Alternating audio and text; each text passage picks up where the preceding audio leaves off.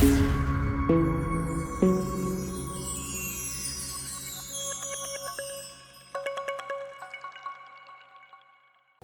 လုံးပဲမင်္ဂလာပါခင်ဗျာကျွန်တော်တို့ရဲ့ Moonlit Tree Channel ကနေပြီးတော့ပြန်လည်ကြိုဆိုလိုက်ပါတယ်ဒီနေ့ဖတ်ပြမယ့်အခန်းကတော့အခန်းခွန်ဖြစ်ပါတယ်ဆရာမိုးရှင်း IMT ရေးသားထားတဲ့လက်ဆောင်ဆိုတဲ့စာအုပ်ထဲမှာအခန်းခွန်ရောက်သွားပါပြီခင်ဗျာ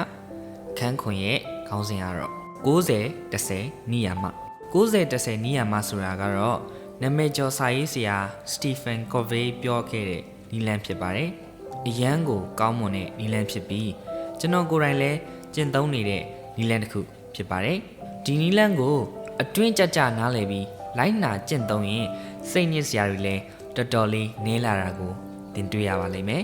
ဒီရိုးရိုးရှင်းရှင်းနီလန်လေးကိုမသိခဲ့လို့မလိုအပ်တဲ့ခေါင်းချောက်စရာပြဿနာတွေကိုကျွန်တော်ကိုယ်တိုင်ခံစားခဲ့ရပူပါတယ်တကယ်တော့ပြဿနာတော်တော်များများရဲ့တရခန့်ဟာကျွန်တော်ကိုယ်တိုင်ဖြစ်နေခဲ့ကြောင်းဒီနီလန်ကိုဖတ်ပြီးမှသဘောပေါက်ခဲ့ပါတယ်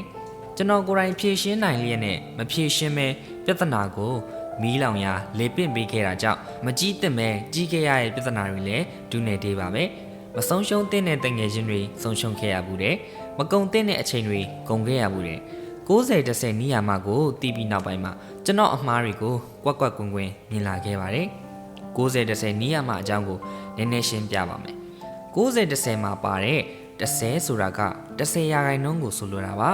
နေ့စဉ်ဘဝမှာကျွန်တော်အပေါ်ဖြစ်ပျက်နေတဲ့အရာတွေက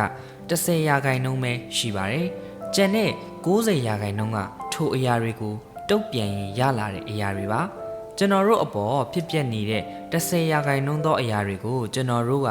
မထိန်ချုံနိုင်ကြပါဘူး။မိုးမရွာအောင်တားလို့မရပါဘူး။ကားမပိတ်အောင်တားလို့မရပါဘူး။ဘတ်စကားလာတာနောက်ကျရင်လည်းကျွန်တော်တို့ဘာမှမတတ်နိုင်ပါဘူး။ထိုအရာတွေကဥပမာတွေဖြစ်ပြီးတော့အဲ့ဒီလိုပဲကျွန်တော်တို့မထိန်ချုံနိုင်တဲ့အရာတွေလောကကြီးမှာအများကြီးရှိနေပါတယ်။ဒါပေမဲ့အဲ့ဒါဟာကျွန်တော်ဘဝရဲ့10ရာခိုင်နှုန်းပဲဖြစ်ပါတယ်။ကျန်တဲ့90ရာခိုင်နှုန်းကတော့အဲ့ဒီအရာတွေအပေါ်တင်ဘလို့တုတ်ပြန်လဲဆိုတာဖြစ်ပါတယ်။ဥပမာမီးနီပြီးကားပိတ်နေတာကိုမတားနိုင်ပေမဲ့ဒေါသမထွက်အောင်တော့တင်ထိန်ချုပ်လို့ရပါတယ်။အကယ်၍ဒီ90 10နီးယာမလေးကိုမရှင်းသေးဘူးဆိုရင်အောက်ပါဥပမာလေးကိုဖတ်ကြည့်နိုင်ပါတယ်။မနက်ခင်းလေးတစ်ခုမှာတင်က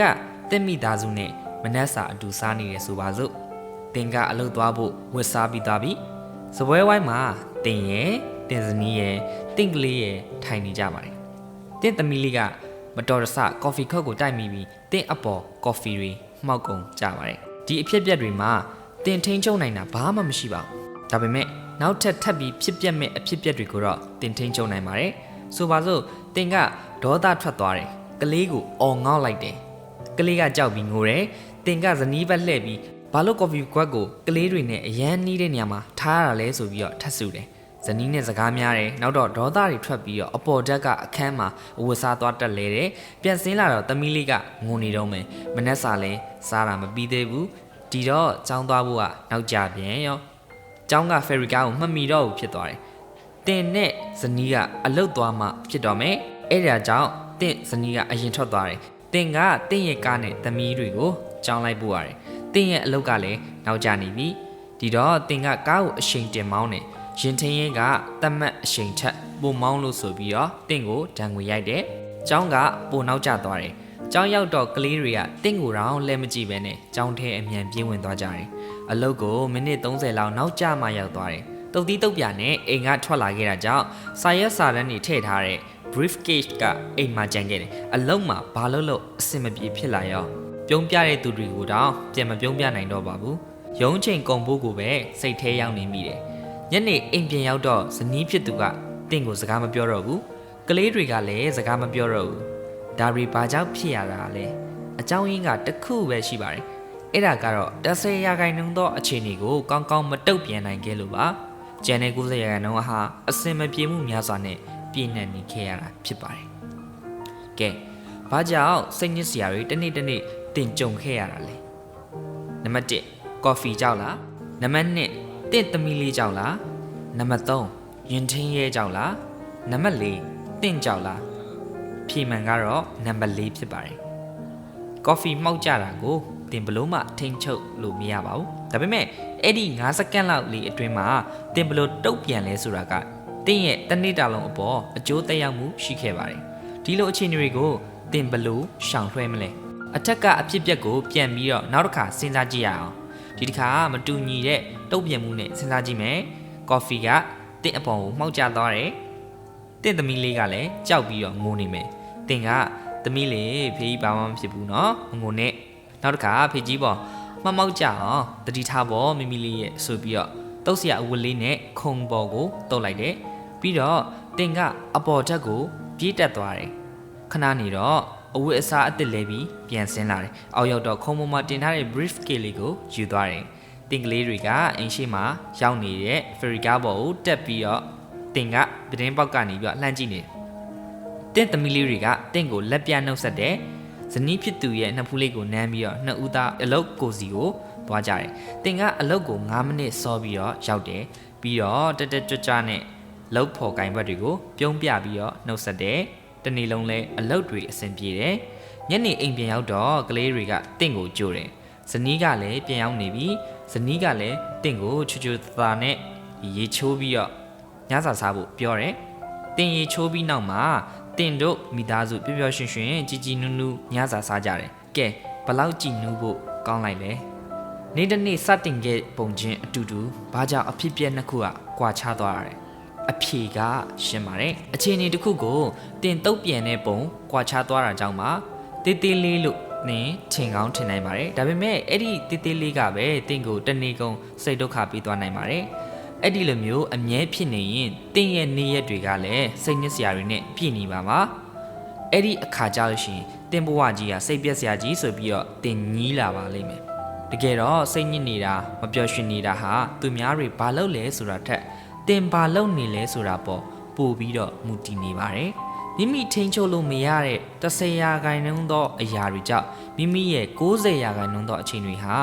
စိတ်ညစ်စရာတွေနဲ့ပြည့်နှက်နေခဲ့ပါတယ်10%သောအခြေအနေကိုဘလို့တုတ်ပြန်လဲဆိုတာကကြံတဲ့90%ကိုဆုံးဖြတ်သွားပါတယ်စိတ်မရှိခြင်းအလျင်လိုခြင်းဆုံးဖြတ်ချက်ကိုအလောတကြီးချခြင်းမစင်စားဘဲနဲ့တုတ်ပြန်ခြင်းစတဲ့အချက်တွေကတင့်ရဲ့ပျော်ရွှင်မှုတွေကိုဖျက်ဆီးနေတာဖြစ်ပါတယ်ဒီ90-10နီးရမှာဟာတကယ်ကိုလက်တွေ့ဘဝမှာအသုံးဝင်တဲ့နီလန်ဖြစ်ပါတယ်ကျွန်တော်ကိုယ်တိုင်လည်းအသုံးပြုပြီးတော့မှစာဖတ်သူတွေကိုပြန်လည်မျှဝေပေးတာလည်းဖြစ်ပါတယ်ဥပမာအနေနဲ့ကျွန်တော်ဘလို့ကျင့်သုံးခဲ့လဲတစ်ခုလောက်ပြောပြပါမယ်အရင်ကကျွန်တော်9လွာကတိုက်ခန်းမှာအဆောင်နေခဲ့တာပါမနဲ့ယုံသွားရင်9လွာကနေပြီးတော့ဆင်းရတယ်လို့ညနေပိုင်းရုံးမြန်ချိန်မှာလဲ9လွာကိုတက်ရပါတယ်အထက်မြင့်မှာနေသူတိုင်းအတက်အဆင်းလုပ်ရတာကိုမုန်းကြပါတယ်ဒီနေ့တော့ကျွန်တော်ထီးမိကြိုင်ခဲ့ပါတယ်တိုက်အောက်ရောက်မှသိတာပါအလုတ်ကလည်းနည်းနည်းလေးတော့နောက်ကျနေပြီဒေါသထွက်ပြီးပြေးတက်ယူခဲ့ပါတယ်ပြီးတော့ဒေါသတကြီးနဲ့ဘတ်စကားပေါ်ပြေးတက်ခဲ့ပါတယ်ဘတ်စကားစပယ်ယာနဲ့တောင်စကားများမလို့ဖြစ်ခဲ့ပါသေးတယ်နောက်တော့ရုံရောက်တဲ့အချိန်မှာကျွန်တော်မျက်နှာကမကြည့်တော့ဘူးအဲ့ဒီနေ့ကတနေ့ကုန်အဆင်မပြေခဲ့ပါဘူးနောက်တော့90-10နီးရမှာလေးကိုတီးပြီးလေးလာကျင့်သုံးခဲ့ပါတယ်တခါတလေအဲ့ဒီလိုမေးကြံတာမျိုးဖြစ်ရင်ဒေါသတော့ထောင်းကနေထွက်သွားပါတယ်ပြီးရင်အသက်ကိုမှန်မှန်ရှူပြီးငါတနေ့ကုန်ရုံးမှထိုင်နေရတာဒါကျမရဲ့အတွက်ကောင်းတာပဲဆိုပြီးတော့လေချွန်ပြီးတိုက်ပေါ်ပြန်တက်တာထီးကိုအေးစစ်စစ်နဲ့ယူပါတယ်မြန်မြန်တက်ယူလဲအမားတွေဖြစ်ပြီးကြက်တက်သေးတာပဲဒီတော့မြန်မနေတော့ဘူးပုံမှန်လေးပဲစိတ်အေးလက်အေးသွားယူတော့တဲ့အခါတလေ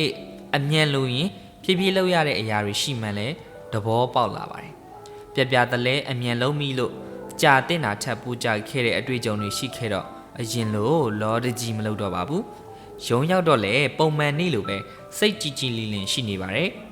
ရုံနောက်ကြလို့ဒဏ်ငွေပေးဆောင်ရမှာလေးတစ်ခုပဲရှိပါတယ်ဒါကလည်းနေတိုင်းဖြစ်နေကြမှာမဟုတ်တာဒီတော့ကျွန်တော်ခေါင်းထဲမထားတော့ပါဘူးစိတ်ကကြည်နေတဲ့အတွက်သူများကိုပြုံးပြရမှာလဲဝင်မလေးပါဘူးနေ့တစ်နေ့ဟာချောချောမွေ့မွေ့နဲ့ပဲကုံဆုံးသွားခဲ့ပါတယ်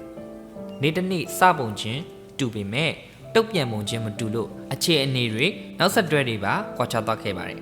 အဲ့ဒီကစပြီးတော့90-10နီးရမှာကိုကျွန်တော်အမြဲကျင့်သုံးပါတော့တယ်နေရာတော်တော်များများမှာအသုံးဝင်တာတွေလည်းတွေ့ရပါတယ်